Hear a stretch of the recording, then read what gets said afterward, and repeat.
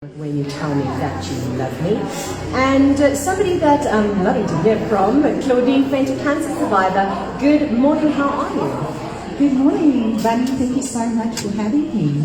It is lovely to have you. Make sure, yes. It's lovely to have you on with us to talk through your story. I love what you've got on. So you've come looking a little bit like a princess, really. All that's missing is the tiara. I suppose the mask is in lieu of that. You are a global hero of hope. That's what's written on the sash that you're wearing. Tell me about being a global hope hero.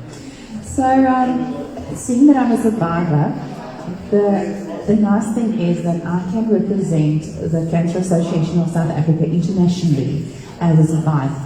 And I think that the biggest thing with this is to create hope. At the end of the day, no matter what your diagnosis is, there will always be hope. Absolutely. So I'd be very interested to hear your story then, because the broad smile on your face tells me that you've been through a lot, but obviously it is the hope that you're holding on to, and on the other side is, of course, that smile. So tell us a little bit about how receiving blood saved your life. No, absolutely. I think I go to bed with a smile and I stand up in the mornings with a smile because of the fact that I'm still here. So I'm a double-stage 4 non-Hodgkin's lymphoma survivor. Sure. In short, cancer of the lymph nodes, your glands in your body. And I went through my first treatment session. I had full body radiation, and after that, I was clean.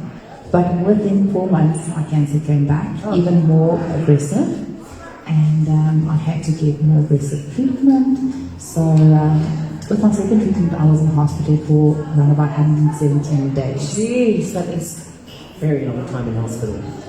And during that time, the first round of chemo did not work. So my tumors didn't shrink, and I remember the first thing I asked the doctors was, am I going to die? If the chemo is not working, then what are we doing? Yes. And I remember the doctor just said, we don't know. We will sit around the table as a lot of doctors and we'll see what we're going to do. So the next day we started my treatment, and luckily it worked. But at the end of the day, I also had to get a stem cell transplant. Okay.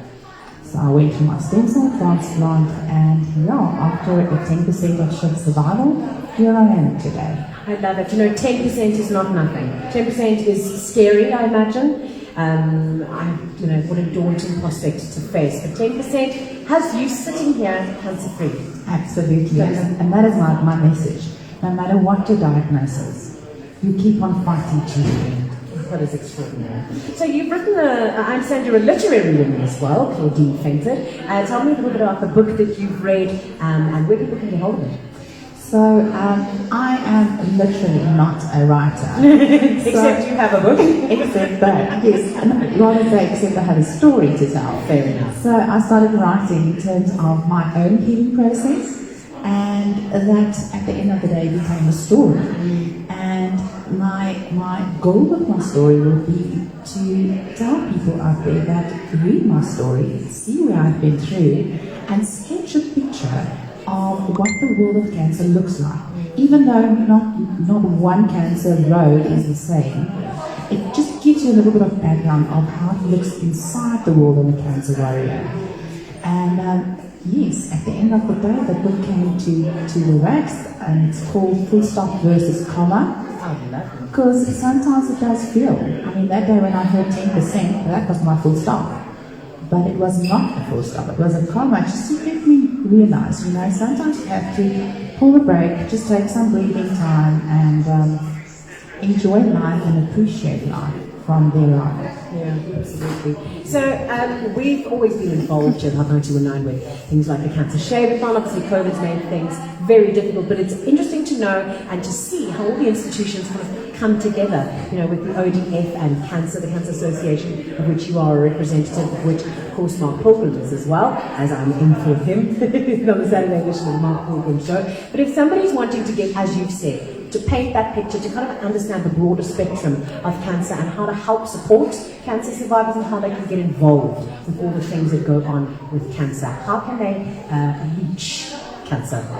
Okay, so firstly, before we get there, I just quickly want to tell everyone that at the end of the day, if you look at the blood bank of South Africa, a lot of people do not realize the big role the blood banks play in a cancer patient's life. Yes. If it was not for the SANBS, I would not have been here today. One of the obstacles I faced was the one day I had to receive blood. I had to receive full blood as well as platelets, and I had to be administered because my platelet count was so low that I would go into a bleeding state at any moment, and that bleeding wouldn't have been able to stop because I didn't have enough platelets. Wow. So upon my admission, I had to wait for blood because there was no blood supply in the country. And my name had to go onto a list, and I had to wait my chance to get my blood. And I remember that evening, 3 o'clock, I only received my blood. So that's why I'm pleading to everybody out there to please come and donate blood. You don't have an idea what one bag of blood can mean to someone, and it can literally save your life. And together with that, so little people know of platelet donations. Right. At the end of the day, the platelets play such a big role in terms of cancer treatment. Please go out to your local SANBS and acquire about platelet donation, and please do your part on that as well. Then in terms of CANSA, everyone can go and log in on cansa.org.za. It's a very user-friendly website. We offer a lot of services, especially our free telecounseling service. If you are a newly diagnosed patient and you don't know where to go, you don't know what to do, go on there, log in there, and a friendly telecounselor will take hands with you and walk the journey with you. I think you've really elaborated on something that it's easy to kind of have out of mind, is the importance in various treatments, as you're mentioning, even platelets, you're mentioning cancer treatment itself. So the work that the SANBS is doing is invaluable to life saving. So, and as you say, just the one bag can save 3 lives. You can go and donate platelets. There's various levels of tissue donation that you can do to change someone's life. Claudine, thank you. It's been so lovely to hear your story this morning, and thank you for sharing with us. Thank you so much. So it's cansa.org, that is CANSA.org. .za for you to get the information about cancer. And of course, we are inviting you to come down to Sandton City. We are broadcasting live all the way through till noon, and we'd love to see you coming to make your mark, come and make your donation and save lives right here at Sandton City. We're on the ground floor opposite the entrance court. Come through entrance 7 and continue with the tunes in the way of old school and R&B, the incredible Anastasia on Hot.